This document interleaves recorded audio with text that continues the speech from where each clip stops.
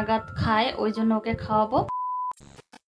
ঘড়িতে সময় এখন সকাল 7:30। শ্বশুরমশাই এই যে কাউ মিল্ক নিয়ে এসেছে, আর আমাদের বাড়িতে কিন্তু প্রত্যেক দিন কাউ মিল্ক নিয়ে আসে। তো এই যে বোতলের মধ্যে করে নিয়ে আসে, আর আজকে না ছাঁকনি দিয়ে ছেঁকে রেখে দিচ্ছি এই হাঁড়িতে। আর প্রত্যেক দিন একটা অসুবিধা হচ্ছে, সেটা হচ্ছে এই বোতলের মধ্যে করে দুধ রেখে দিই ফ্রিজের মধ্যে, যখন জ্বালাতে যাই পরে তো দুধটা আমি সন্ধ্যার দিকেই জ্বালাই, তখন কিন্তু কেটে যায়। ওই কারণেই ভাবলাম যে এখন ছাঁকনি দিয়ে ছেঁকে এই হাঁড়ির মধ্যে রেখে দিই, এতে কিন্তু দুধটা ভালো থাকে। সকালের রান্না বান্না সবকিছুই হয়ে গেছে। আজকে তোমাদের কিছুই কাজকর্ম দেখালাম না। এদিকে দেখো তোমাদের দাদাভাই একটু হাতের কাজ করছে, আর মামামা বসে রয়েছে। আর আমি কিন্তু সকাল সকাল ঠাকুর পুজো এই যে কমপ্লিট করলাম। এখন যাব মিস্ত্রিদের জন্য একটু চা বানাতে। চা বানিয়ে নিয়ে চলে এসেছি এই যে দোতলায়। তো এই চা বানানোর সূত্রেই কিন্তু একটু দোতলায় আসি, না হলে কিন্তু আসতেই ইচ্ছা করে না। বিশেষ করে আরও বেশি গরম লাগে এখানে আসলে। তো এই যে কারেন্টের কাজও হচ্ছে, আর এই যে দেওয়ালের যে ওয়ার্ড্রপটা এটা এক সাইডে লাগিয়েছি, আর একটা যে কিন্তু নিচে রয়েছে ফ্লোরে শোয়ানো, এটাও কিন্তু আজকে বিকালের মধ্যেই দেওয়ালে সেট করবে। তো মামামকে আজকে দুপুরে আমি খাওয়াবো খিচুড়ি, তার জন্য এই যে বাটার নিয়ে নিলাম একটু। আর এই যে দেখো সবজি, অনেক রকমের সবজি নিয়েছি আজকে। নিয়েছি হচ্ছে পাকা কুমড়ো, তারপর রয়েছে পেঁপে, গাজর, এই সমস্ত সবজি টবজি দিয়ে একটা খিচুড়ি করব। আর মেয়ে কিন্তু খিচুড়ি খেতে বেশ পছন্দ করে, অনেক ধরনের সবজি থাকে। আর আরেকটা বিষয় হচ্ছে মানে টেস্টিও হয়। দেখবে অনেক কিছু দিয়ে একটা নিরামিষ বা সবজি করলে কিন্তু খেতে বেশ ভালো লাগে। আর আমার মেয়ে কিন্তু এই খিচুড়িটা খেতে ও খুবই পছন্দ করে। আর এটা কিন্তু একটা সহজপাচ্য খাবার, আর এই গরমের সময় কিন্তু বাচ্চাদের একটু খিচুড়ি খাওয়ালে কিন্তু বেশ ভালোই হয়। স্নানের আগে যে খাবারটা খাওয়াতাম মেয়েকে, আপেল সিদ্ধ আর ডিম সিদ্ধ, তার বদলে কিন্তু এই খিচুড়িটাই খাওয়াচ্ছি। বিশেষ করে ওর শরীরটা এখন যেহেতু খারাপ রয়েছে, ওই কারণে ওই খাবারগুলো খাওয়াচ্ছি না। তো আপেল একটু টক টক হয়, তো ওই কারণেই যে ও আগে সুস্থ হোক তারপর কিন্তু খাওয়াবো। আর টনসিল হয়েছে যেহেতু, ওই কারণে টনসিলটা একটু ভালো হোক তারপর খাওয়াবো। তো এদিকে মেয়ে আমার বসে রয়েছে, আর শরীরটা একটু দুর্বল রয়েছে। আর এই যে পেন দিয়ে দেখো পা দিয়ে দাগিয়েছে। তো এখন কিন্তু পড়াশোনা করে, একটা পেন লাগে আর একটা খাতা কিন্তু লাগবেই। মাম, লেখাপড়া করছো? আচ্ছা, লেখো। এদিকে মাম্মাম লিখছে দেখো তোমরা। আর মাম্মামের পায়ের তলায়ও কিন্তু এই পেন দিয়ে দাগিয়েছে। তো এইভাবেই কিন্তু পড়াশোনা করে, সেই সঙ্গে কিন্তু এই বিছানাতেও দাগায়। এই বেডশিট রয়েছে সেখানেও কিন্তু দাগায়। মাম্মাম, মাম্মাম। হ্যালো বন্ধুরা, গুড মর্নিং। কেমন আছো তোমরা সবাই? আশা করছি তোমরা খুব ভালো আছো। আমিও বেশ ভালোই আছি। এস ফ্যামিলিতে তোমাদের সকলকে ওয়েলকাম এবং অনেক অনেক ভালোবাসা জানিয়ে আজকের ব্লগটি এখন থেকেই শুরু করছি। তো এদিকে দেখো আমার পেছনে আমার মাম্মাম লুকিয়ে রয়েছে, তো দুষ্টু দুষ্টু করছে। তো চলো বন্ধুরা, আজকে ব্লগটাই সকাল থেকেই শুরু করছি তোমাদেরকে সঙ্গে নিয়ে। খিচুড়িটা রান্না করা হয়ে গেছে, এখন এই বাটিতে নিয়ে নিচ্ছি, মামামকে আবার খাওয়াবো। এখন কিন্তু প্রচণ্ডই গরম রয়েছে, ওই জন্য একটু আগেই বাটিতে রেখে দিচ্ছি। একটু হালকা গরম গরম অবস্থাতেই খাওয়াবো, যেহেতু ওর টনসিল হয়েছে, ওই কারণে কিন্তু ঠান্ডা খাবার একদমই খাওয়াচ্ছি না, মানে একদম ঠান্ডা খাবার। তো একটু হালকা গরম খাওয়াবো। তো এদিকে মেয়েকে কিন্তু খাইয়ে দাইয়ে তেল মালিশ করিয়ে দিয়েছি, তারপর কিন্তু অল্প করে স্নান করিয়ে দিয়েছি। তেমন কিন্তু অনেক করে স্নান করাইনি, অল্প অল্প জল দিয়ে স্নান করিয়েছি। গায়ে কিন্তু হালকা হালকা জ্বরও রয়েছে। ডক্টর বলেছেন যে একটু স্নান করিয়ে দিতে। আর মেয়েকে তো আমি এমনিতেই হালকা গরম জলে স্নান করিয়ে দিই, সে শীত বর্ষা যাই হোক না কেন। তো মেয়েকে এই যে স্নান করিয়ে নিয়ে এসেছি, এখন রেডি করাচ্ছি। মুখে একটু ক্রিম দিয়ে দিলাম। আর মেজাজটা কিন্তু ওর একদমই খিটখিটে হয়ে গেছে। আর বাচ্চা কাচ্চার শরীর কিন্তু খারাপ থাকলে কিন্তু ওদের মন মেজাজ একদমই ভালো থাকে না, মানে কোনো একটা কথা বললেই ওরা রেগে যায়, মেজাজটা পুরোই খিটখিটে থাকে। আর আমরা মায়েরা, আমাদের তো মনটা খুবই খারাপ থাকে, মানে কোনো কিছুতেই ভালো লাগে না, মনে হয় সারাক্ষণই, মানে প্রতিটা সেকেন্ডেই মনে হয় যে মেয়েটা কখন ভালো হবে, কখন সুস্থ হবে আর আগের মতো মানে সুস্থভাবে চলবে। তো এই যে দেখো ডান পাশের ওই দিকটা ওর কিন্তু ফোলাই রয়েছে, একটু কমেছে কি বেড়েছে বুঝতে পারছি না, কিন্তু ফোলা রয়েছে এখনও। তো ডক্টর বললেন যে 5-6 দিন লাগবে ঠিক হতে, একদম ঠিক হতে লাগবে 5-6 দিন। মেয়ে কিন্তু ঘুমিয়ে গেছে আর মশারির ওপরে একটাই যে ওড়না টাইপের দিয়ে দিয়েছি। মামামকে ঘুম পাড়িয়ে রেখে চলে এসেছি রান্নাঘরে, এখন রান্না বান্নাটা শুরু করব। আর মেয়ের শরীর ভালো না, ওই কারণে ও ঘুমিয়েছে, এই ফাঁকে কিন্তু রান্নাটা করব। আর বাড়িতে আজকে 2 জন খাবো, আমার শ্বশুরমশাই আর আমি, আর 3 জন কিন্তু নিমন্ত্রণ বাড়িতে যাবে। তো চলো বেশি কথা না বলে কিন্তু রান্নাটা শুরু করে দিই, তোমরা দেখতে থাকো, আশা করছি তোমাদের খুবই ভালো লাগবে। তো চলো রান্নাটা শুরু করি ঝটপট করে। আজকে আমাদের বাড়িতে 2 জায়গায় নিমন্ত্রণ রয়েছে, এক জায়গায় হলো গ্রামের বাড়ি মানে গ্রামের শ্বশুর বাড়ি, আর এক জায়গায় হলো শ্রাদ্ধ বাড়িতে। তো আমি যাব না, আমার মেয়ের শরীর খারাপ যেহেতু, ওই কারণেই কিন্তু আমি কোথাও যাচ্ছি না। আর এদিকে মাছ ভাজতে বসিয়ে দিয়েছি, আর আমি একটু দই বের করে নিয়ে এই যে খাচ্ছি। ফ্রিজে দই এনে রেখেছে তোমাদের দাদা ভাই, মিস্ত্রিরা কাজ করছে, ওদের কিন্তু প্রত্যেক দিন 2টো করে দিচ্ছি, মানে 2 জন এসছে ওই কারণে 2টো করে। আর আমরা কিন্তু বাড়ির সবাইও খাই। এখন যেহেতু প্রচণ্ড গরম, তোমাদের দাদাভাই কিন্তু আইসক্রিম আনতে চায় না, বলে দই খাওয়া অনেকই ভালো শরীরের পক্ষে। তো এদিকে আমি কিন্তু মাছ ভাজতে বসিয়ে দিয়েছি।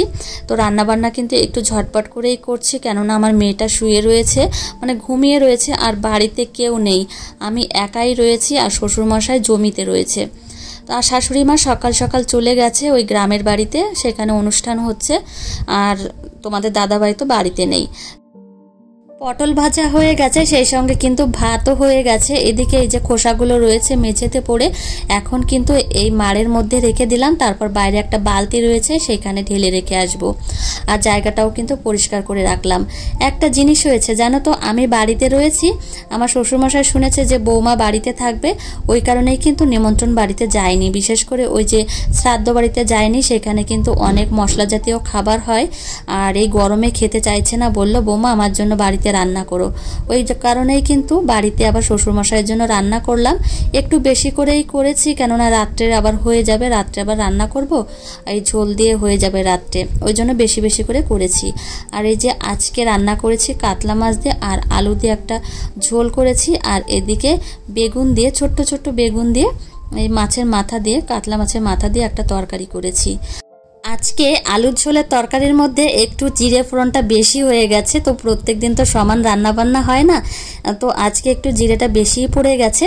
তো যাই হোক, এইদিকে আমার মেয়ে কিন্তু ঘুম থেকে উঠে গেছে, আমাদের যে রান্না বান্নাগুলো সেগুলো হয়ে গেছে, কিন্তু মেয়ের জন্য তরকারিটা করব ভাবছিলাম, সেটা কিন্তু আর করে উঠতে পারিনি, এটা কিন্তু মেয়েকে নিয়েই কোলে নিয়েই কিন্তু করছি। তো এই যে দেখো মেয়ে কিন্তু ফোলা ফোলা চোখ নিয়ে এই যে আমার কোলে রয়েছে, তো ওর শরীরটা কিন্তু খুবই খারাপ, আমার খুবই কষ্ট লাগছে ওর মুখের দিক তাকালে। তো এই যে মেয়ের জন্য একটু ঝোল করেছি পটল দিয়ে, তারপরে একটু লাউ দিয়ে আর আলু দিয়ে একটা পাতলা ঝোল করেছি।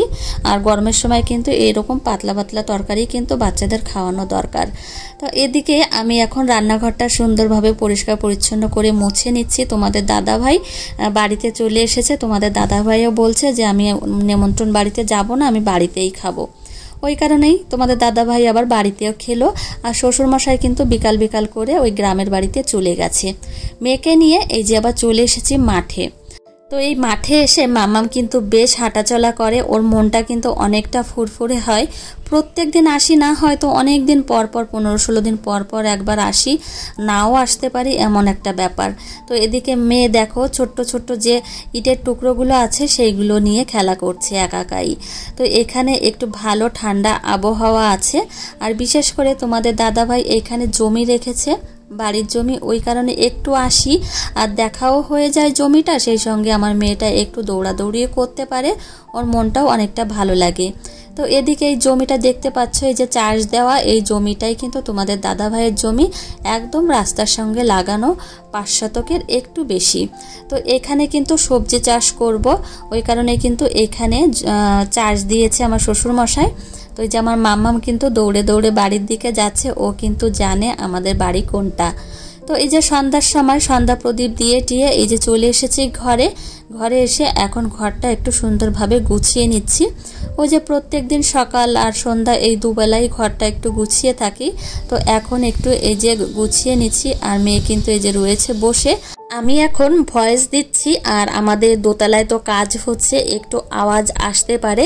আওয়াজ আসলে কিন্তু তোমরা একটু মানিয়ে গুছিয়ে নিও, বাড়িতে যেহেতু কাজ হচ্ছে ওই জন্য কিন্তু একটু অসুবিধা হচ্ছে ভয়েস দিতে। তো যাই হোক, এদিকে কিন্তু ঘরটা কিন্তু আমি সুন্দরভাবে গুছিয়ে নিচ্ছি, বিশেষ করে বিছানাটা এই যে ঝেড়ে ঝুড়ে একটু পরিষ্কার করে নিলাম। কি করছো? খেলা করছো? দুষ্টু মা, কি এটা? নোংরা। দুপুরে যে জামা কাপড়গুলো ধুয়ে দিয়েছিলাম শুকিয়ে গেছে, আর এইগুলো কিন্তু ভাঁজ করা হয়নি। এখন এই যে ভাঁজ করে নিচ্ছি একটার পর একটা সুন্দরভাবে। আর মেয়ের জামাগুলো কিন্তু সমস্ত শুকিয়ে গেছে। আর এখন যে পরিমাণে গরম আর রোদ্দুর, জামা কাপড় না শুকিয়ে বা যাবে কোথায়। তো এদিকে দেখো মেয়েও কিন্তু রয়েছে আমার পাশে, আর মেয়েকেও খাওয়াতে হবে আর একটু ফ্রেশ করাতে হবে। তো ওকে খাইয়েই একবারে ফ্রেশ করাবো সেটাই ভেবেছি। তোমাদের দাদা ভাই বিকালবেলা আজকে ফল নিয়ে এসেছে, আঙুর, শশা, সেই সঙ্গে নিয়ে এসেছে তরমুজ। এখন এই সুন্দরভাবে এখানে সাজিয়ে রাখবো, শশা আর তরমুজ রেখে আসবো রান্নাঘরে, আর এই আঙুরগুলো এখানেই থাকবে। তো এখানে থাকলে কিন্তু সামনের পর থাকে আর মনেও থাকে যে ফলগুলো খেতে হবে। তো এই যে তরমুজটা এনেছে, এটা কিন্তু আজকে আর খাবো না, কালকে খাবো দুপুর নাগাদ। আর এই শশাগুলো নিয়ে এসেছে, এগুলো কিন্তু ভাত খাওয়ার সময় স্যালাড হিসেবে খাওয়া হয়ে যাবে।